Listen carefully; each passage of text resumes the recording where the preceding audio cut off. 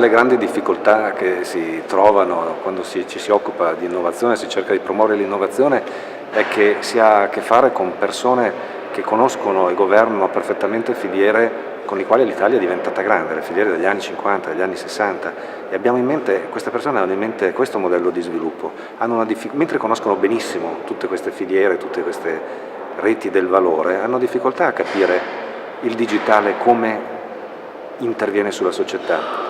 Si pensa agli alberghi, alle prenotazioni, cioè si pensa agli alberghi, si pensa che il Colosseo sia la ragione che ci riempie gli alberghi. In realtà gli alberghi vengono riempiti da servizi come Booking o Expedia, che si prendono il 25 o il 30% del valore, cioè della camera, quindi il 100% del margine degli albergatori.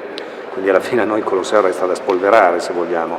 Ecco, capire come il digitale interviene nelle catene del valore è una cosa che la nostra classe dirigente ancora ha difficoltà a capire.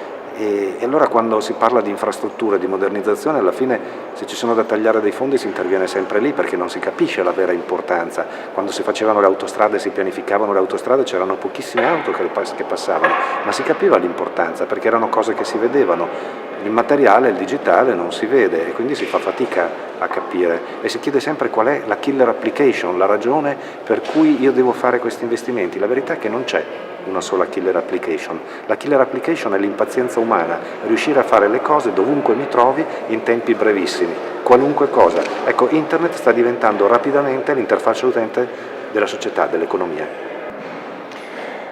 Beh sì, stiamo parlando di una crisi, ma in realtà non di una crisi come quelle che si superano tornando a prima della crisi. Siamo in una crisi che si supera cambiando, trasformandosi in qualche cosa di diverso, per questo che ogni tanto viene da dire che non è una crisi ma una crisalide.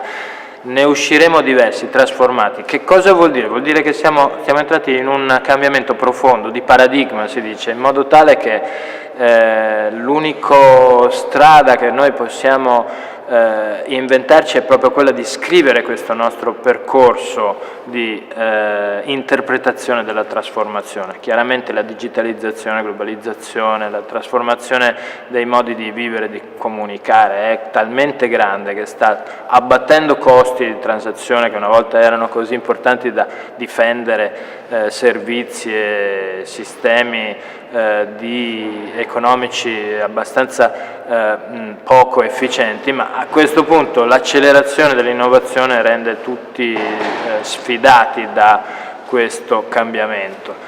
Uscirne significa darci una prospettiva, fare un'agenda digitale, seguirla duramente, infrastrutturare il Paese e soprattutto non dimenticare che queste opportunità offerte dall'innovazione e dalle tecnologie si colgono se si vedono e quindi se si sanno vedere, e quindi tutto il discorso della inclusione attraverso l'alfabetizzazione diventa alla lunga l'investimento più importante di tutti.